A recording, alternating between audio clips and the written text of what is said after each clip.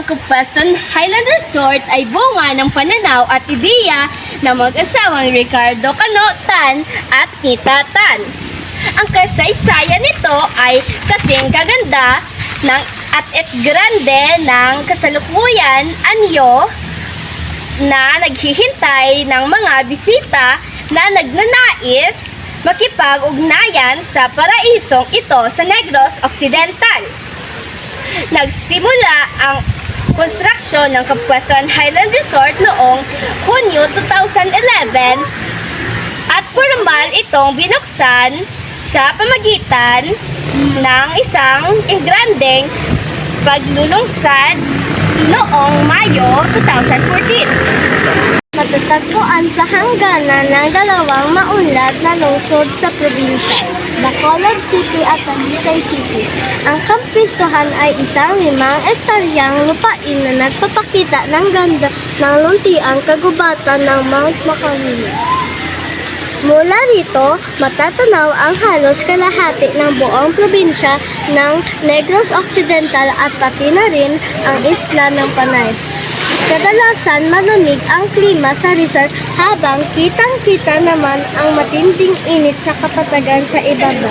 Nung unang pangarap lamang ni Ginoo at Kinuta na magkaroon ng isang retirement home kung saan sila makakapagpahinga sa kanilang pagtanda.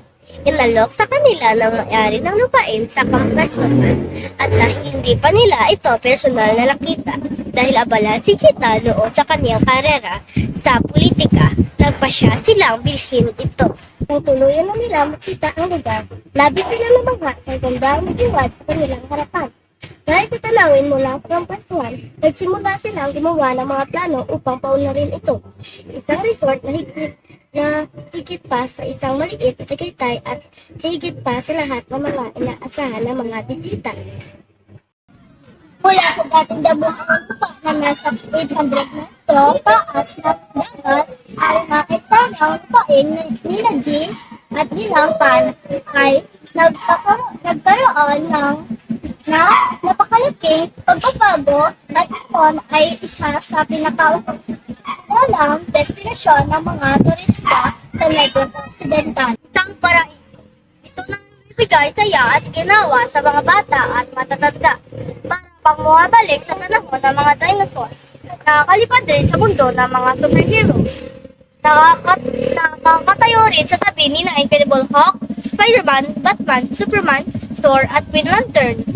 Nakita rin ang mga tanyag na personalidad katulad ni na Elvis Presley at Michael Jordan at hindi rin mawawala si King Kong ang nabuhalang gorilla na sumikat noong dekada 80. Maaari rin lumangaw sa swimming pool, maglakad sa mga hardin, maglaro sa playground at magpahinga. Maaari rin sumubok ng horseback riding at maranasan ang 340 metrong jeepney. At alam niyo ba na mayroong pinakabagong istruktura ito na kasama sa mga pandaigdigang tala ng Guinness? Ito ang manok ni Cano Guapo na ipinangalanan kay Ricardo Tan na ilang taong din nag-isip upang maisakatuparan ang istruktura. Mayroon itong temang tanda bilang pagpugay sa munting bilyo, pisong industriya ng sabong sa Negros Occidental. Ayon kay Tan, ang naturang palaro ng dugo ay pangalawa sa pinakamahalagang industriya ng lalawigan. Kasunod ng industriya ng tubo, wala itong kinasakutang arkitekto sapagkat ang disenyo nito ay ginawa ng mga artista. Ang strukturang ito ay nagsisilbing hotel na may 15 kwarto at ang taas ito ay halos katumbas ng isang 6 na palapag na gusali. Mayroon din itong viewing deck at dalawang mas maliit na strukturang nadok sa pundasyon nito. Ayon sa Guinness World Record, ang strukturang ito ay may sukat na 34.9 metro ang taas, 9.9 metro ang lapad at 28.1 metro ang haba. Lahat na maaaring hanapin ng isang bisita ay matatagpuan dito sa Kapwestohan Highland Resort. Hindi na kailangang humanap pa ng iba dahil wala nang higit sa tanawin at kagandahang handog ng Kapwestohan. Nag-enjoy ba kayo sa ating pagtuklas?